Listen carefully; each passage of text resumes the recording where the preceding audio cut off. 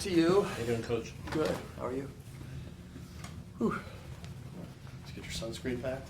I'm going for like the SPF 75 shirts and shorts and hats. Or is it one of those things when you travel like that? Is it like you hit the beach like on the last day? You know, does it just feel like a work trip still? You know what it is? It's I like to read, so I'm sure I'll go outside and read a little bit, enjoy the weather a little bit. But business trip. You're going there to win. Hawaii's incredible, so it's a nice place to play, but you're there to win. Have you guys talked at all about Maui? I know that's probably coming back around where invites. I mean, what is it usually every 4 or 5 years? Yeah, they've contacted us. I don't know what we're doing, but we'll be strategic in terms of where we play. Based on who we think we have and what type of team we'll have. Was it something that was, appealing about this tournament?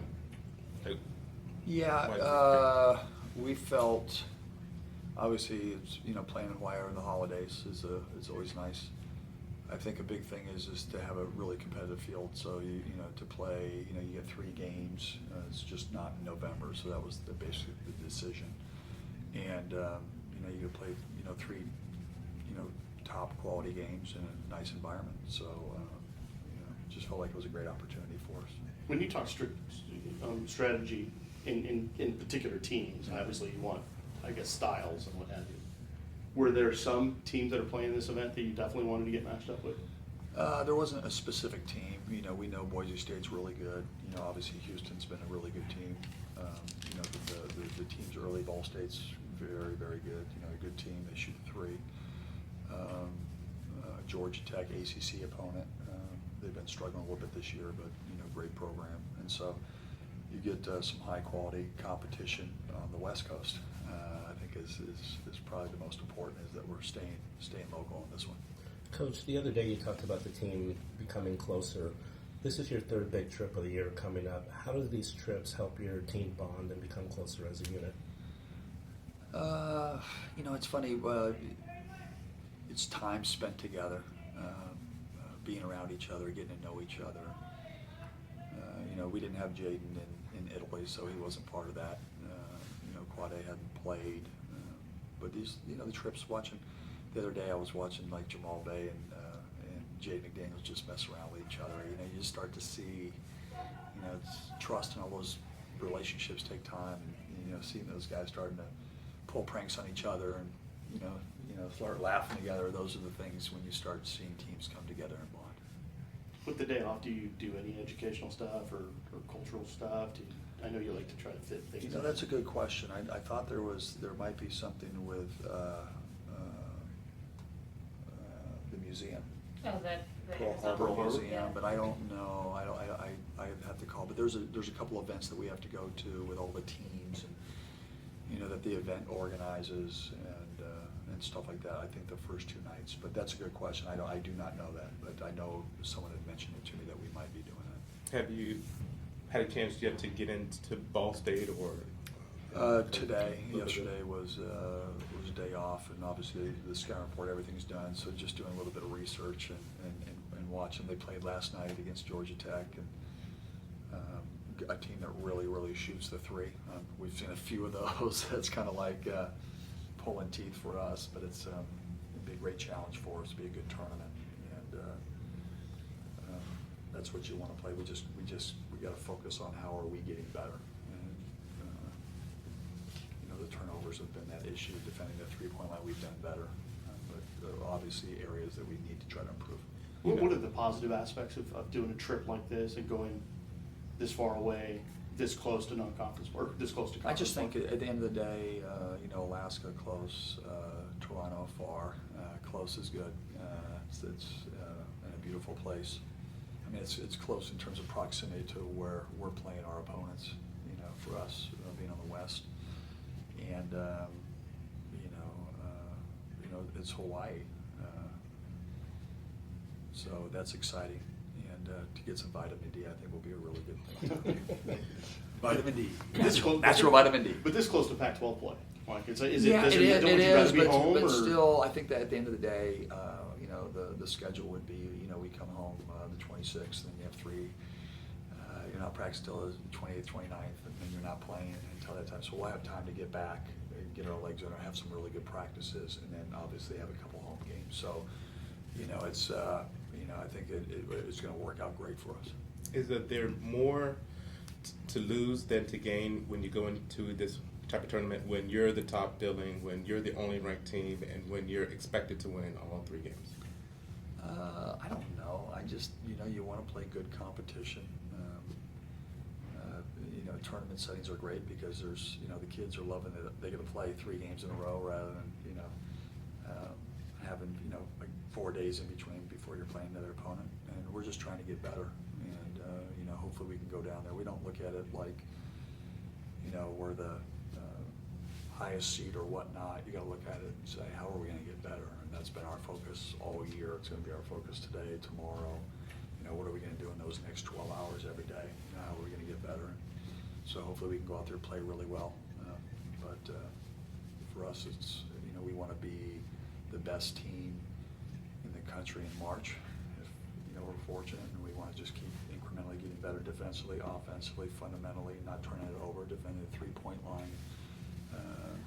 Obviously, you want to have great shooting games, but that might not happen, so we got to make sure our defense and rebounding. The great thing about a tournament like this is there's so many different styles of teams that you could possibly play. And those all prepare you for what we talk about with our team, be ready for anything.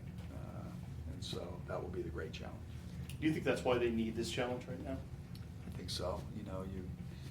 We've been at home, which is great, but getting into a different setting, different environment, tournament setting, seeing all these other different teams in the hotels and stuff like that, that's always a fun type of deal. You get those competitive juices flying, and I think it's going to be a great trip for us.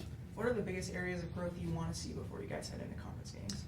I think, fundamentally, limit the, self-inflicted turnovers. I like the aggressive turnovers. I'll deal with that. But carries, travels, passing, those are things that we work on every day, and just got to get better at it.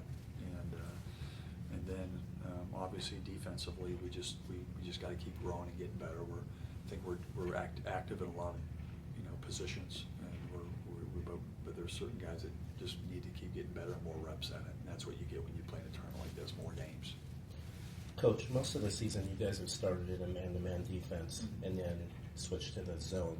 Last couple games you kind of started in the zone and have stuck with it. Are you guys zeroing in on what is most effective for you guys defensively?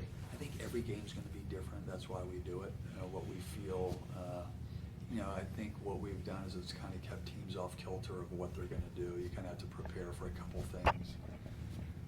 And we've been good at moments on both defenses. Against the Zags, I think that we had 7 possessions, and I don't think they scored in the 7 possessions. The problem is, should we have done more? But we're going to use it. It could be based on foul trouble. It could be based on personnel. It could be based on where we think we can hurt them. And so there's a lot of different factors that go into it. But having both it's helped us, I think. Hey, it's probably will ebb and flow, this season, but in these past 3 games, can you imagine a better stretch for like Wade and like what he's been able to do? He's just been not only his assists but his efficiency offensively, shooting the ball. We always knew he could score. He's just an exceptional talent, great kid, and he's just going to keep getting better and better. He makes other guys around him better. I feel like the pace of his game has helped the pace of our game, throwing it up. Elijah, I thought, did a really good job with that too, throwing it up.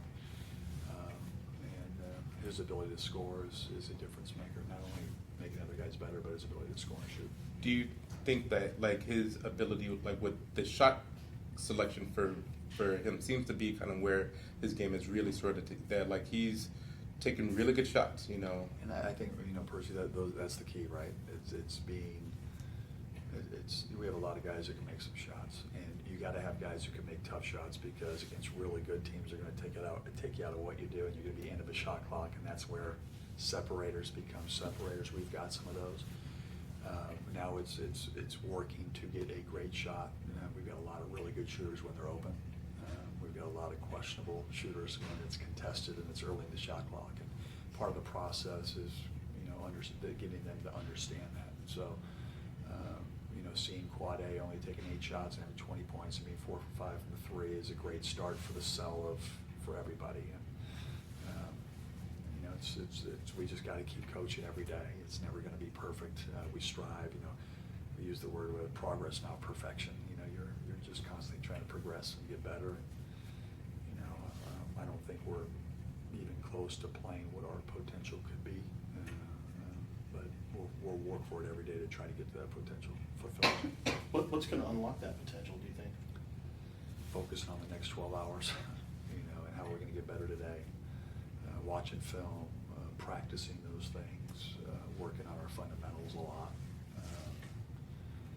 When you look at a lot of our stuff, you go to practice and you work on those things, show them tape, and do the best you can. And I think we've been doing that. When obviously you gave us your instant analysis on the game, but when you did the deep dive on Seattle, what did you see? You know what? Defensively, I felt during the game I was frustrated. We made a couple. The first half, I felt like we made a couple defensive errors that were in the scouting report, and it's one of those things I call those self-inflicted wounds. You don't want to, the lock in and the game plan and executing and doing your job. After watching the tape, there was a couple players I won't mention their names that I was really down on defensively, and then after watching the tape, I was like, they weren't that as bad as I thought they were.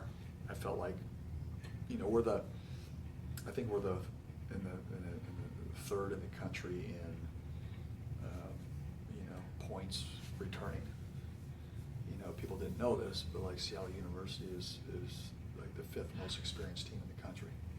They have everybody back, and a team that almost took us down to 2 points last year. So you got to give them a lot of credit. I felt like they made some tough shots. In our zone, we did a good job. We were playing them, and I was mad at Niles the one time. Terrell Brown made a tough shot, but he actually defended them pretty well. And sometimes that happens. There's good players out there. There's good teams, and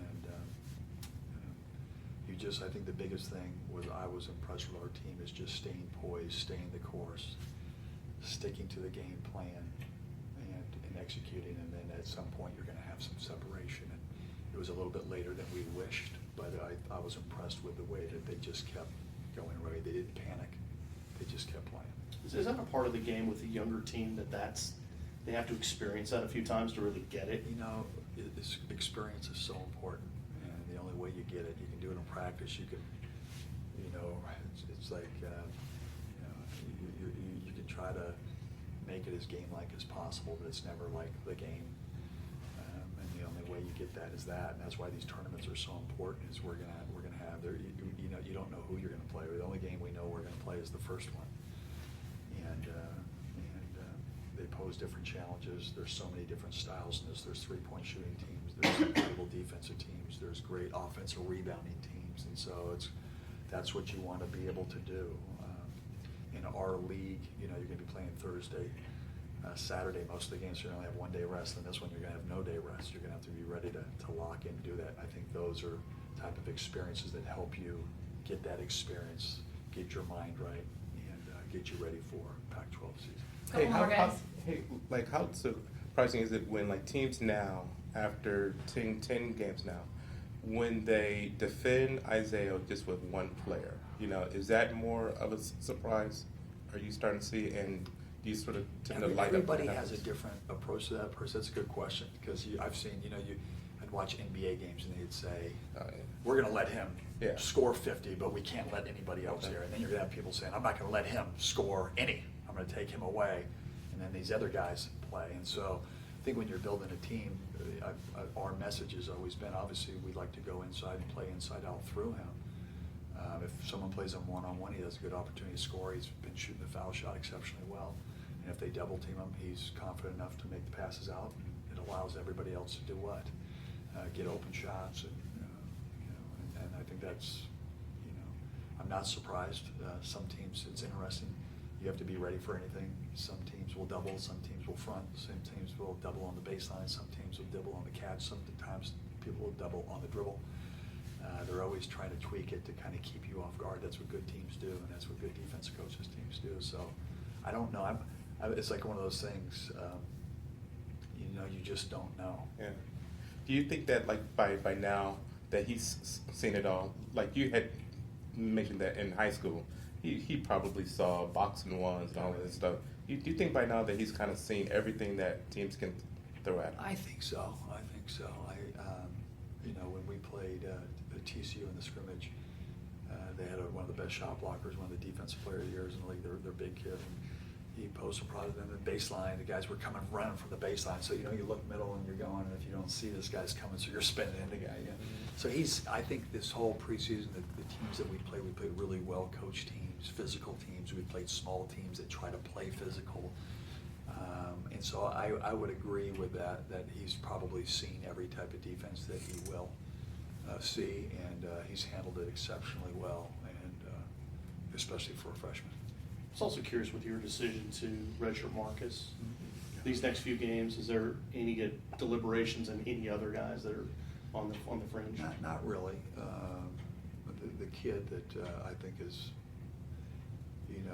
that hasn't played a lot that can really help us is Raekwon Battle, and he's a guy that is, he was sick earlier in the year and had a couple weeks off, Marcus, and so they got a little bit behind, but Raekwon's ability to shoot the ball is different, and he's working really hard in practice, understanding our defense, understanding the rotations, incredible attitude, which Marcus does too, and seeing them grow has been a lot of fun. Everybody advances at different times, but a guy I think could be a difference maker. Nate Roberts keeps getting better. BPJ's had incredible practices, and so we just got to keep getting better.